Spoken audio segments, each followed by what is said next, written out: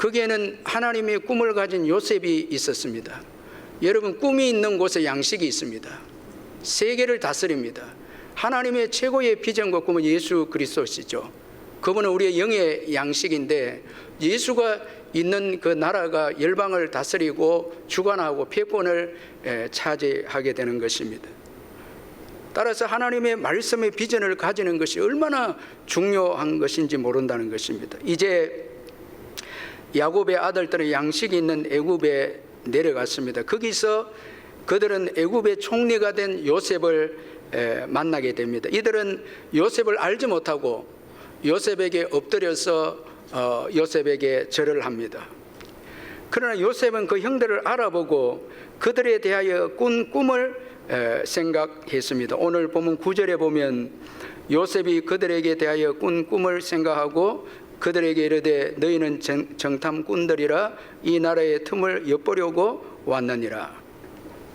여러분, 요셉에게는 이 꿈이 있었습니다. 그는 어렸을 때 부모와 형들과 함께 있었을 때 꿈을 꾸었습니다. 두 번에 걸쳐서 꿈을 꾸었는데, 먼저는 형들과 함께 밭에서 곡식단을 묶는데 자기 단은 일어서고 이 나머지 그 형들의 단은 요셉의 단을 둘러서서 절하는 꿈이었습니다. 두 번째는 해와 달과 11별이 요셉에게 절하는 그런 꿈이었습니다. 이것은 하나님께서 요셉을 애굽의 총리가 되어서 이스라엘을 애굽으로 인도해 와서 애굽에서 번성하게 하기 위한 하나님이 주신 꿈이었습니다. 이것은 결국 하나님의 약속을 성취하기 위해서 주신 꿈이었습니다. 하나님은 오래전에 아브라함에게 한 약속을 이루기 위해서 요셉에게 이런 꿈을 꾸게 하셨습니다. 창세기 15장 13절 14절에 여호와께서 아브라함에게 이르시되 너는 반드시 알라 내 자손이 이방에서 객이 되어 그들을 섬기겠고 그들은 400년 동안 내 자손을 괴롭히리니 그들이 섬기는 나라를 내가 징벌할지며 그 후에 내 자손이 큰 재물을 이끌고 나오리라. 자, 오래전에 아브라함과 한 그 약속, 너의 후손들을 애굽으로 보내서 번성하게 하겠다는 그 약속을 이루기 위해서 하나님께서 어린 요셉에게 꿈을 꾸게 하셨다라는 것입니다. 이제 때가 되면 요셉의 꿈이 이루어졌습니다. 애굽에 이제 총리가 되어서 그의 가족들을 애굽으로 이제 부르는 그런 위치가 된 것입니다. 그래서 오늘 보면 9절에 보면 요셉이 그들에게 꾼 꿈을 생각하고 이렇게 말씀하고 있습니다. 이제 꿈을 꾸었다는 거예요. 그래서 그 꾼 꿈을 생각을 했습니다. 여러분, 참 이 요셉이 꾼 꿈은 너무 참 중요하고 귀한 것이죠.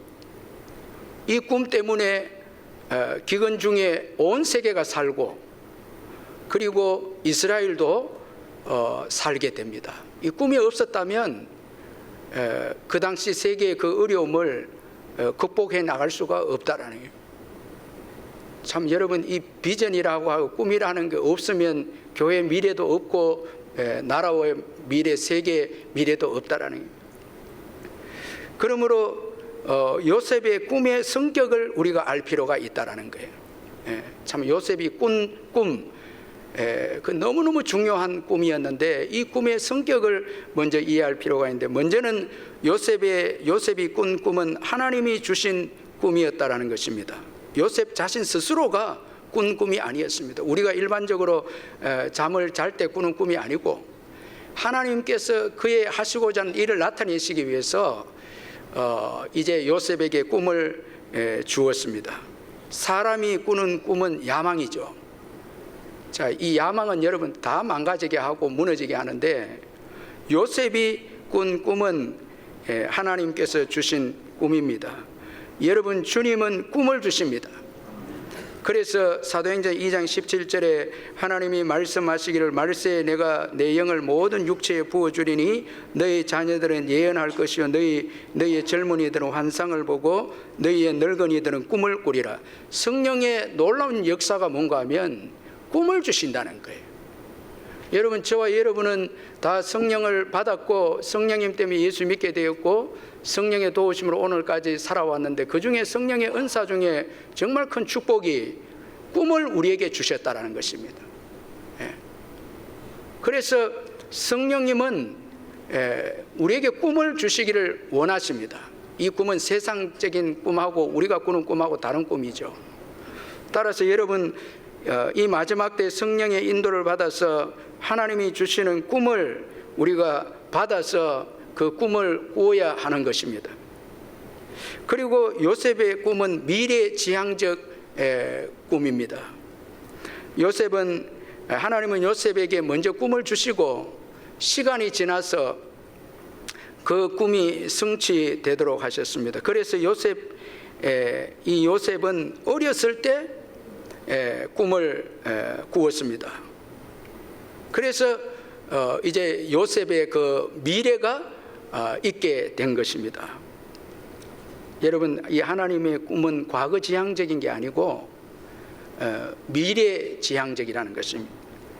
그래서 꿈을 받은 자는 미래가 있습니다. 꿈이 없으면 미래가 없는 거예요. 꿈이 없으면 과거에 매여서 살고 오늘만을 삽니다. 요셉의 형들을 보면 하나님이 주신 꿈이 없었기 때문에 형들은 과거를 살고 오늘만을 삽니다. 요셉을 만나도 용서를 해줘도 과거에 요셉에게 행했던 그 일만 자꾸 생각하고 매여서 그렇게 해서 시간을 이제 보내게 됩니다. 꿈이 있는 분들은 어떤 시련과 고난이 있어도 핍박을 이겨낸다는 거예요. 꿈이 없으면 믿음 생활하다 고난과 핍박이 오면 다 여러분 쓰러져 버린다는 것입니다. 그래서 이 꿈은 거룩하게 한다라는 거예요. 더 나아가서 요셉은 꿈이 있었기에 예수님의 인격을 가장 닮은 자로서 연단을 받았습니다. 자, 이런 꿈이 있는 사람은 연단을 받죠.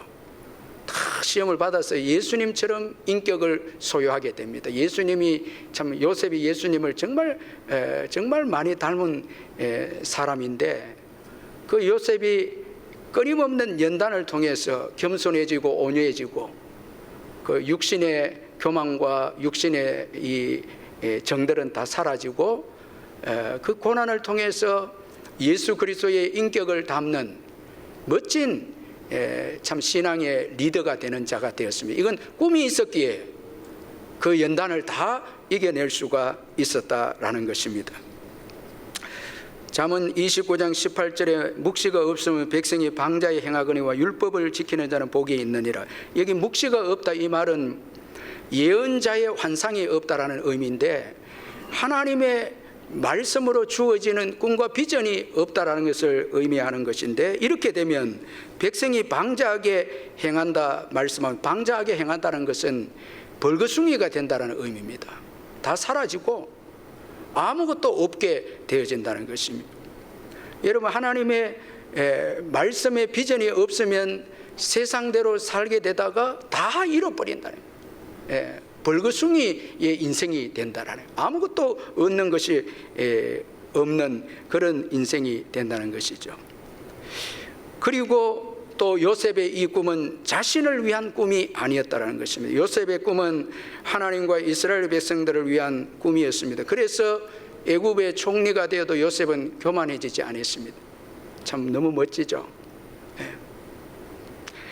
교만해지지 않고 하나님께 영광을 돌려드리고, 자기를 미워하고 자기를 죽이려고 했던 형들도 그 꿈 때문에 용서하고, 그리고 하나님의 말씀대로 그들을 양육하고 돌봄으로 요셉은 이스라엘에 정말 거대한 이스라엘, 정말 번성한 이스라엘을 만들어내는 모든 형제들과 화합해서 용서하고 관용하고 받아들임으로 정말 번성한 이스라엘을 만들어내는 데 쓰임받는 아주 귀한 믿음의 인물이 되어졌습니다. 참 하나님이 주신 꿈을 알았기 때문이었습니다. 자기를 위한 꿈이 아니었습니다. 창세기 50장 20절에서 21절에 당신들은 나를 헤아려 하였으나 하나님은 그것을 선으로 바꿔서 오늘과 같이 많은 백성의 생명을 구원하게 하시려고 하셨나니 당신들은 두려워하지 마소서. 내가 당신들과 당신들의 자녀를 기르리이다 하고 그들을 간곡한 말로 위로하였더라. 하나님이 주신 비전이고 꿈이었기 때문에 하나님은 요셉이 총리를 세운 것은 이스라엘을 번성하게 하기 위해서, 보호하도록 하기 위해서 그에게 총리가 되게 하신 것이었습니다. 자기를 위한 것이 아니었습니다. 그래서 하나님의 꿈을 가진 자들은 자신을 위해서 살지 않고 하나님과 이웃을 위해서 산다라는 것입니다. 그러므로 하나님이 주시는 꿈을 가진 자는 성장하게 됩니다. 여러분, 요셉이 애굽에 가게 됩니다. 종으로 가게 되지만 이 글로벌적인 사람이 됩니다. 꿈을 가지면 국경을 초월하고 언어를 초월해서 열방을 품게 되고 섬기는 사람으로 성장되게 된다. 이건 장소적인 성장의 의미보다 섬김의 성장입니다. 자, 어떤 분들은 열방에 가지 않아도 기도에 여러분 기도 내용이 열방을 섬기는 분들이 있죠. 이게 바로 꿈을 가진 자들은 이렇게 성장하게 큰 인물이 된다라는. 이 꿈을 계속 생각하고 있다가 이제 마침내 이루어진 것을 요셉이 이제 보고 생각했다, 이런 의미입니다. 계속 요셉은 지난날 하나님이 꾸게 했던 그 꿈을 기억하고 있었다는 거예요. 이제 형들을 통해서 이 꿈이 이루어지는 것을 보고 생각했다, 이런 그 의미죠. 참 요셉은 그 꿈을 가지고 지금까지 달려왔다라는 것을 보여주고 있습니다. 참 여러분, 이건 여기에서 우리가 요셉이 그 자기의 꿈 때문에 주어진 탁월한 믿음을 몇 가지 발견할 수가 있는데, 먼저는 그의 인생을 하나님의 섭리적 은총으로 이해했다라는 거예요. 이제 요셉이 형들이 절하는 것을 보고 지난날 자신이 꾼 꿈을 생각했다는 것은 하나님께서 내 꿈을 이루어 주셨다는 거예요. 여기에 대한 여러분 감사도 포함되어 있는 것이고, 하나님의 그 꿈이 신실하게 이루어진다라는 믿음이 여기에 포함되어 있다라는 거예요. 여러분, 우리를 정말 힘들게 하면서 처음 만나면 어떤 분들은 쓰러져 버리더라고. 너무 화가 나서 분노를 주체하지 못하는 경우가 있게 되고, 어떤 분들은 너무 자기를 괴롭히기 힘든 분 만나면 여러분 그럴 수 있잖아요. 그럼 피해버리고, 그리고 가슴이 뛰는 거예요. 막 보기 싫다는. 여러분, 오늘 본문에 보면 자신을 미워하고 죽이려 했던 형들을 보는 순간 요셉이 나타낸 반응은 꾼 꿈을 생각했다, 이렇게 되어 있습니다. 자, 꿈이 그 속에 있었고 꿈을 생각했다, 이렇게 되어 있습니다. 자, 형들의 지난날 보복했던 걸 생각하고 상처를 생각하고, 이게 아니고 형들을 보는 순간 꾼 꿈을 생각했다, 이렇게 성경은 말씀하고 있습니다. 여러분, 참 우리가 무엇을 생각하느냐, 이 참 중요하거든요. 무엇을 생각하고 있느냐. 한 장로님이 교회를 열심히 섬기면서 큰 공장을 운행했는데 주일 새벽에 공장에 불이 났습니다. 그 평생에 모은 재산을 다 불태워버렸어요.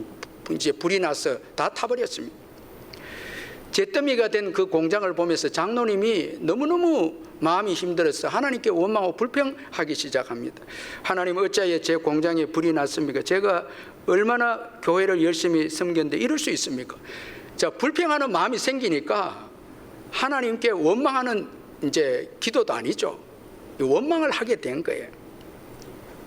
그 장로님이 하나님께 대한 불편한 마음을 가지고 이제 교회에 왔는데, 딱 들어오는 순간에 우리도 주일에 여러분 찬양 인도하잖아요. 찬양 그때도 그 예배당에 찬양 인도를 했는데, 신실하신 하나님, 실수가 없으신 좋으신 나의 주라는 찬송이 들어오면서 장로님이 불만을 가졌던 생각이 떠나가고, 이 실수가 없으신 찬양이 장로님의 마음과 생각에 꽂히게 된 거예요. 여러분, 그 준비 찬양 중요합니다.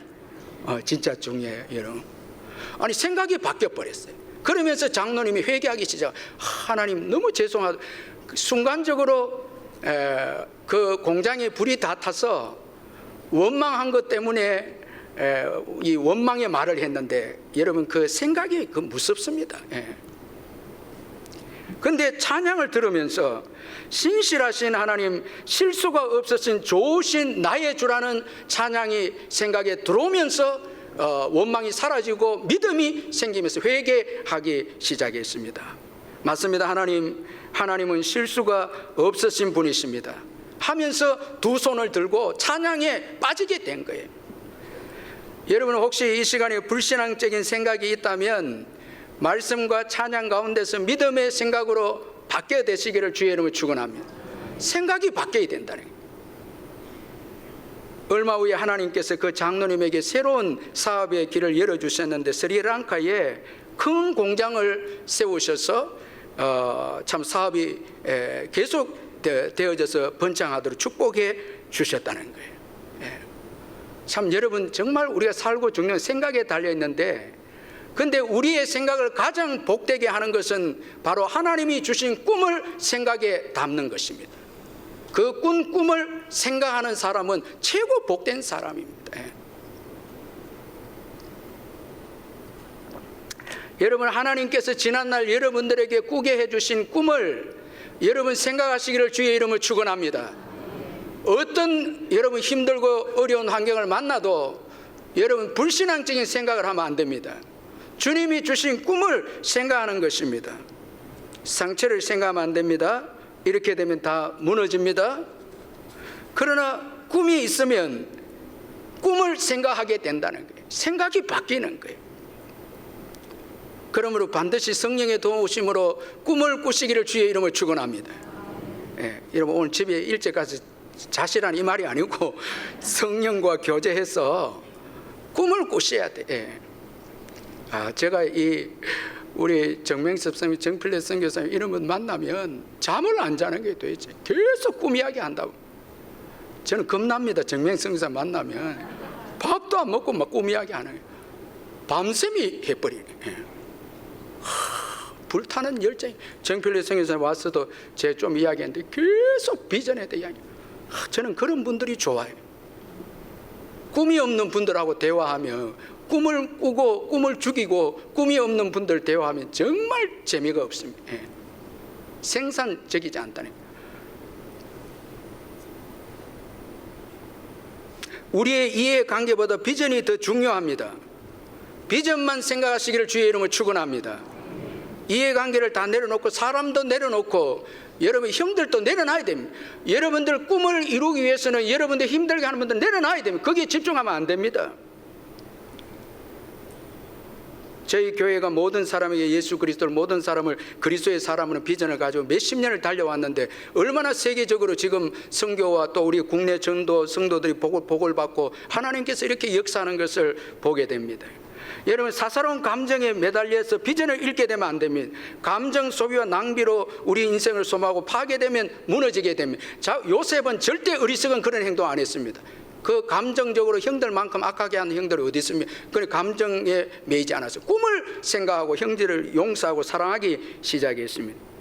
그리고 먹고 사는 문제도 매달리면 비전을 잃게 됩니다. 저는 스데반의 순교로 일어난 환란으로 세계에 흩어진 자들이 비전을 잃지 않고 그 흩어진 곳에서 복음을 전했다는 말씀이 사도행전을 읽으면서 이번 주간에 너무 은혜가 되었습니다. 사도행전 11장 19절 20절 여러분 우리 자막을 보면 같이 한번 읽어보겠습니다. 시작. 그때에 스데반의 일로 일어난 환란으로 말미암아 흩어진 자들이 베니게와 구브로와 안디옥까지 이르러 유대인에게만 말씀을 전하는데 그 중에 구브로와 구레네 몇 사람이 안디옥에 이르러 헬라인에게도 말하여 주 예수를 전파하니 주의 손이 그들과 함께 하심이 수많은 사람들이 믿고 죽게 돌아와. 정말 흩어져서 경제적인 문제가 너무 어려운데도 그들은 땅끝까지 이르러 내 정인이 되는 주님의 비전을 잃지 않고 가장 우선순위로 전도하고 선교했을 때 하나님께서 이 안디옥 교회 물질의 복도 넘치게 해주셔서 흉년에 예루살렘 교회를 돕는 축복의 교회로 세워준 거예요. 먹고 입고 마시고 하는 문제 때문에 모든 민족으로 제자를 삼고 땅끝까지 이르러 내 정인이 된 비전을 내려놓으면 다 잃게 되는 거예요. 그리고 요셉의 이 꿈을 꾸었다는 이 요셉의 탁월한 또 신앙은 비전이 완성되는 믿음을 가졌다라는 거예요. 이게 아주 탁월합니다. 여러분, 형들을 처음 보면서 요셉은 자신을 드러내지 않았습니다. 왜? 아직 그의 꿈이 이루어지지 않았어요. 베냐민이 와야 11 형제가 자기에게 와서 저래야 비로소 하나님의 꿈이 완성이 되기 때문에 그는 먼저 10명의 형들이 왔을 때 자신을 드러내지 않았습니다. 형들의 신앙을 회복시키고 회개하게 하고 형들을 시험하게 해서 믿음을 가지게 해서 하나님이 그에게 주신 꿈을 완성시키도록 그는 이제 시작되는 이 꿈을 기대하고 바라고 믿었다라는 것입니다. 하나님께서 이제 완벽하게 그의 꿈을 이루어 주실 것을 기대하면서 절제하고 바라고 했다라는 거예요. 여러분, 저와 여러분도 우리의 꿈이 완성될 때까지 이런 믿음을 가지지 아니하면 여러분 정말 덜 중요한 것에 목숨을 걸게 된다라는. 제가 이 명성훈 목사님의 최근에 이 퓨처 처치를 책을 보니까 이분이 정말 한국교회 교회 성장하기 중요한 학자인데 참 너무너무 솔직하게 자기 실패담을 고백을 해놨는데 저는 너무 충격을 받았습니다. 이분이 분당에 개척을 해서 교회를 시작했는데 몇 년 만에 출석 성도 1000명이 모이게 되어졌습니다. 사람들이 1000명이 넘으니까 헌금도 차고 넘치게 들어와서 급기야는 100억을 가지고 분당에 예배당을 구입을 할 수 있게 됐는데 그러자 이 목사님이 초심을 잃게 돼버린 거예요. 자신감이 생기기 시작하니까 하나님께 매달리는 기도도 사라져버렸다. 하나님의 비전이 사라진 사람들 특징은 예배에 목숨 걸지 않는다. 기도에 목숨 걸지 않는다는 거예요. 그 목사님이 너무 자신감이 생기니까 이제 하나님께 매달리지 않게 되고 더 정말 중요한 것은 가장 중요한 것을 놓치게 되었다는. 그게 뭔가 하니까 영혼을 구원하고 제자를 세우는 본질이 흐려져 버렸다는. 교회가 갑자기 성장하니까 이제 이 중요한 본질, 저와 여러분이 지금까지 여러분 삶 속에서 영혼을 구원하고 제자를 세우는 이 귀한 본질을 잊어버렸다면 지금 여러분 우리는 하나님의 비전과 상관없이 덜 중요한 것을 붙잡고 살아가고 있다는 거예요. 잘 오시다가 여러분 지금 만약에 정말 영혼에 대한 부담감과 제자를 세우고 영혼을 세우고 하는 정말 이런 일에 관심을 갖지 안 하게 된다면 덜 중요한 것에 우리 마음이 빼앗기고 있다. 이거는 비전을 가진 사람이 아니다. 하나님의 비전은 아직 완성이 되지 않았죠. 궁극적으로 예수님이 재림하실 때 완성이 되죠. 그래서 우리는 그날까지 절제하며 긴장하며 신실하게 우리에게 주신 이 귀한 비전을 감당해 가야 한다는 거예요. 사도행전 1장 8절에서 11절 오직 성령이 너희에게 임하시면 너희가 권능을 받고 예루살렘과 온 유대와 사마리아와 땅끝까지 이르러 내 증인이 되리라 하시니라. 이 말씀을 마치시고 그들이 보는 데서 올려져 가시니 구름이 그를 가리워 보지 않게 하더라. 올라가실 때 제자들이 자세히 하늘을 쳐다보고 있는데 흰옷 입은 두 사람이 그들 곁에 서서 이르되 갈릴리 사람들아 어찌하여 서서 하늘을 쳐다보느냐. 너희 가운데서 하늘로 올라지신 이 예수는 하늘로 가심을 본 그대로 오시리라. 여러분 이 재림의 약속을 믿는 자들은 예수님 마지막 당부 땅끝까지 이르는 내 증인이 돼 여기에 생명을 건다라는. 잘 달려오다가 중요한 것을 내려놓고 세상에 마음이 빼앗기지 않는다는. 요셉이 바로 그렇게 했다는. 하나님의 꿈이 이루어질 때까지 긴장하고 절제하면서 겸손하면서 그리고 마침내 하나님이 주신 그 꿈을 이루게 되어집니다. 여러분 배너 영화가 있는데 그 주인공 첫 번째 배너 작품의 주인공은 찰트 헤스턴이죠. 이 배너의 최고 중요한 게 이제 마차 이 경기 시합인데 이 역을 맡은 찰트 헤스턴은 마차를 몰 수 없어서 그러나 주인공이 됐기 때문에 마차를 모는 일에 정말 훈련하고 최선을 다해서 겨우 이제 마차를 끌 수가 있게 되어졌습니다. 그러나 그가 여전히 의심이 된 것은 마차에서 이길 수 있는가라는 문제였습니다. 그는 베너의 감독 세실 드밀에게 말합니다. 이제 나는 마차를 탈 수 있습니다. 하지만 내가 경주에서 이길지는 모르겠습니다. 그러니까 이 세실 드밀 감독이 말하기를 당신은 단지 경기만 하면 됩니다. 그러면 제가 이기도록 해주죠. 여러분, 영화는 누구에 따라 움직입니까? 감독에 따라 움직이죠. 우리가 주님이 주신 비전에 순종하면 승리하게 하고 이루게 하시는 분은 주님이십니다. 주님이 함께 하셔서 도와주십니다.